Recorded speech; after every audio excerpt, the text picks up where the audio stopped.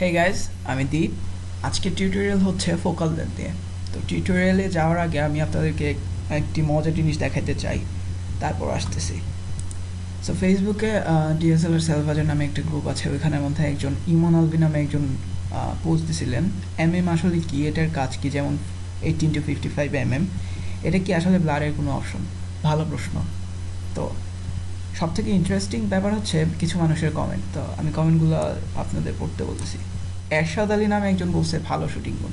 Wow, nice comment. এবং সব থেকে এপিক কমেন্ট করছে হাবিবুর রহমান।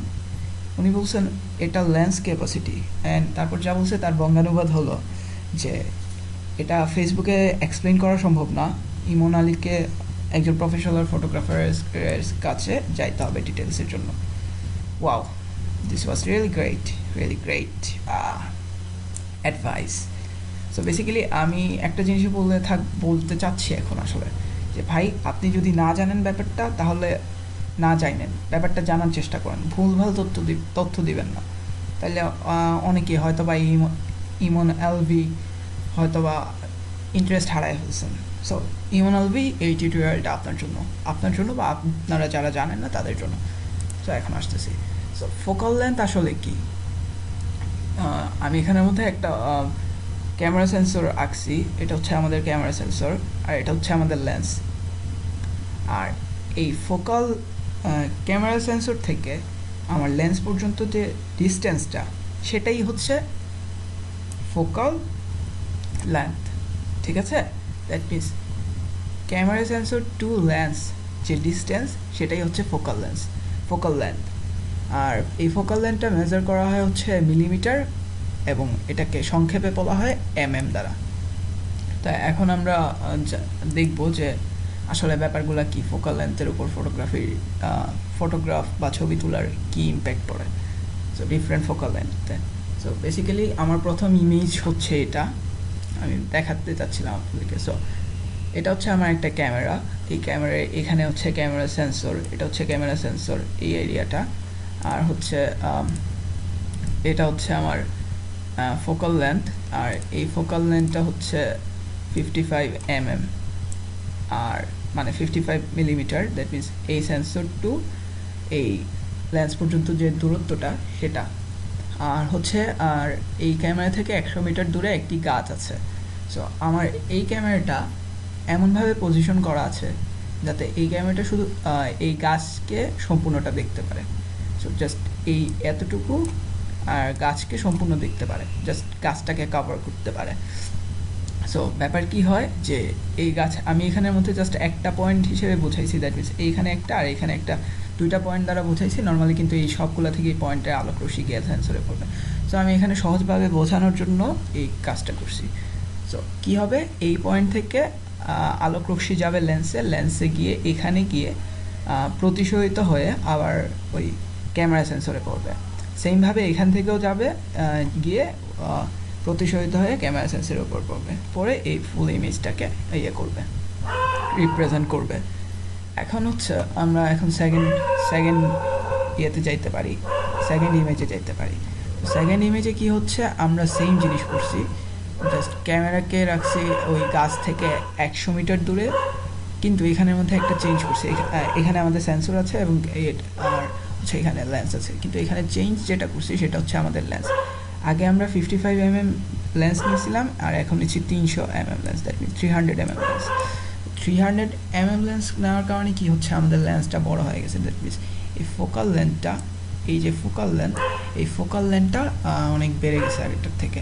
সো আলটিমেটলি এই আগে আমরা সম্পূর্ণ গাছকে কভার করতে পারছি, কিন্তু এখন কি হচ্ছে, এখন আমরা এই সম্পূর্ণ গাছকে কভার করতে পারতেছি না। ইনস্টেড অফ সম্পূর্ণ গাছ, আমরা জাস্ট গাছের এই এতটুকু, দ্যাট মিনস এতটুকু আর এতটুকু এরিয়া দেখতে পারতেছি, বিকজ আমরা ফোকাল লেন্থটাকে বাড়াই দিছি। সো আমাদের আলটিমেটলি এতটুকু। সো এখান থেকে কী হচ্ছে, এই পয়েন্ট থেকে আলো গেছে, গিয়ে ওইখানে প্রতিসরিত হয়ে আবার এই সেন্সরে পড়ছে, এবং এইখানেও হচ্ছে, এবং এখান থেকে গিয়ে এই সেন্সরে পড়ছে।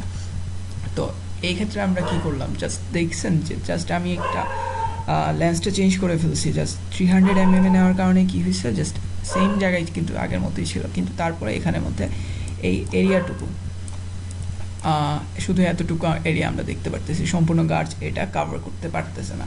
কারণ কি, কাজ আমাদের ফোকাল লেন্থটা বাড়ায় দেওয়া হয়েছে। তার মানে এখান থেকে আমরা কি বুঝলাম, যখন আমরা ফোকাল লেন্থ বাড়ায় দিব, দ্যাট মিনস জুম করব, তখন আমাদের যে সাবজেক্টটা হবে সেই সাবজেক্টটা বড় হয়ে যাবে। আর আগে কিন্তু এই জায়গাটা অনেক ছোট ছিল আর এখানের মধ্যে অনেক বড় হয়ে গেছে। এখন আসা যাক, এখন হচ্ছে আমরা আরেকটা পিকচারে আসতে পারি, সেটা হচ্ছে যে এখন আমরা আগে যখন নিয়েছিলাম 300 mm, তো এখন আমরা নিলাম হচ্ছে 18 mm, দ্যাট মিনস ছোট্ট ফোকাল লেন্থ। দ্যাট মিনস এই দূরত্বটা, মানে এই সেন্সর থেকে এই লেন্স পর্যন্ত যে দূরত্বটা সেটা কমাই দিলাম, সেটা 18 মিলিমিটার করে দিলাম। তখন কি হবে, তখন আলটিমেটলি আর আরেকটা জিনিস যে আমাদের ক্যামেরা আর এই গাছের দূরত্বটা কিন্তু সেমই রাখলাম, that means 100 metre. So 100 metre রাখার পরও এখানে কি দেখা যাচ্ছে, এখানে আলটিমেটলি আমাদের গাছটা ছোট হয়ে গেছে। কেন ছোট হয়েছে, কাজ যখন আমরা এই ফোকাল লেন্থটা কমায় দিছি, তখন কি হচ্ছে, এই ক্যামেরাটা বেশি জায়গা দেখতে পারতেছে। তখন কি হচ্ছে, তখন সে তখন সম্পূর্ণ এই গাছটা ছাড়াও এর বাইরে আরও যে জিনিসগুলো আছে, যেমন এই জিনিসগুলো সে দেখতে পারতেছে, যার কারণে এই গাছটা ছোট হয়ে গেছে। সো এটাই আসলে বেসিক্যালি ফোকাল লেন্থ। সো আমরা ফার্স্ট ইমেজের ক্ষেত্রে চিন্তা করতে পারি, এখানের মধ্যে কিন্তু আমরা কনস্ট্যান্ট হিসেবে নিয়েছি যে এই গাছটাকে আর এই লেন্সকে আমরা ক্যামেরাকে এমন একটা পজিশনে রাখছি যেখান থেকে সম্পূর্ণ এই গাছটাকেই দেখা যায়। এখন যখন আমরা এই ফোকাল লেন্থটাকে বাড়াই দিচ্ছি, দ্যাট মিনস এই পিকচারে, তখন কি হচ্ছে, তখন আমরা যখন ফোকাল লেন্থকে বাড়িয়ে দিচ্ছি, তখন আমরা সম্পূর্ণ গাছ দেখার বদলে গাছের একটা অংশকে দেখতে পারতেছি, মানে জুম হিসেবে। আর যখন আমরা ফোকাল লেন্থটা কমাই দিছি, তখন কি হচ্ছে, আমরা সম্পূর্ণ গাছকে তো দেখতে পারতেছি, তাছাড়াও আরও কিছু এরিয়াকে দেখতে পারতেছি। সো এটাই হচ্ছে নর্মালি ফোকাল লেন্থ। সো এই হচ্ছে ফোকাল লেন্থের কি, মানে ফোকাল লেন্থ কী এবং ফোকাল লেন্থ আপনার ছবির উপর কীভাবে ইম্প্যাক্ট ফেলায়। তো ফোকাল লেন্থ আপনার যখন আপনি কম ফোকাল লেন্থের দিবেন, দ্যাট মিনস 18 মিলিমিটার বা 10 মিলিমিটারের ফোকাল লেন্থে যখন ছবি তুলবেন, তখন কী হবে, তখন আপনি একটা ওয়াইডার ভিউ পাবেন, দ্যাট মিনস অনেক বেশি দেখতে পারবেন এরিয়া। আর যখন আপনি অনেক মানে অনেক লম্বা, that means 300 millimetre focal length নেবেন, মানে তখন কি হবে, তখন আপনি অনেক ছোট এরিয়া দেখতে পাবেন, কিন্তু অনেক জুমড ইন যে এরিয়া দেখতে পারবেন। আর যখন আপনি নর্মাল নিতেছেন, দ্যাট মিনস 55 mm, তখন তো আপনি এরকম দেখতে পারতেছেন। তো এটাই হচ্ছে ঘটনা। আরেকটা জিনিস, ফোকাল লেন্থের উপর ডেপথ অফ ফিল্ডের একটা ডেপথ অফ ফিল্ডের আর ডেপথ অফ ফিল্ড এবং ফোকাল লেন্থের একটা সম্পর্ক আছে। ওটা আমি আরেকটা টিউটোরিয়ালে অলরেডি দেখায় ফেলছি। সেটা আমি জাস্ট আপনাদের ডান দিকে উপরের মধ্যে লিঙ্কটা দিয়ে দিচ্ছি, ওই লিঙ্কে গেলেই ক্লিক করলে আপনারা সেখানে দেখতে পারবেন যে ডেপথ অফ ফিল্ড এবং ফোকাল লেন্থের মধ্যে কী সম্পর্ক। সো আজকে টিউটোরিয়াল এটাই ছিল। আপনাদের যদি কোনো কিছু জেনে থাকে তাহলে ডেফিনেটলি আমাকে জানাইতে পারেন। আমি যদি জেনে থাকি তাহলে ডেফিনেটলি আপনাদেরকে জানাবো, আর যদি জেনে না থাকি তাহলে জেনে জানাবার চেষ্টা করব। It's mister donkey here and for now good bye. আরেকটা জিনিস, নিজে জানবেন এবং অন্যকে জানাবেন, যেমন সত্য তেমনি নিজের সত্যটা জানবেন, তারপর অন্যকে সত্যটা জানাবেন। কারণ আপনি যদি ভুল জেনে থাকেন এবং অন্যদেরকে যদি আপনি ভুল জানান, তাহলে সেটার কোনো আসলে সেটা ভালো থেকে খারাপই হয়ে থাকে। সো এরশাদ আলী অ্যান্ড কি ছিলেন, আর কি যেন নাম ছিল, হ্যাঁ এরশাদ আলী আর হাবিবুর রহমান ভাই, আপনারা ব্যাপারটা আগে জানার চেষ্টা করবেন, তারপর অন্যকে জানাবেন। ধন্যবাদ।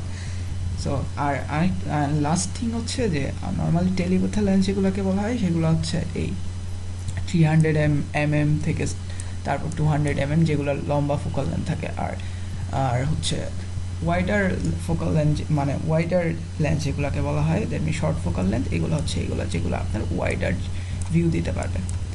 ধন্যবাদ। And please like,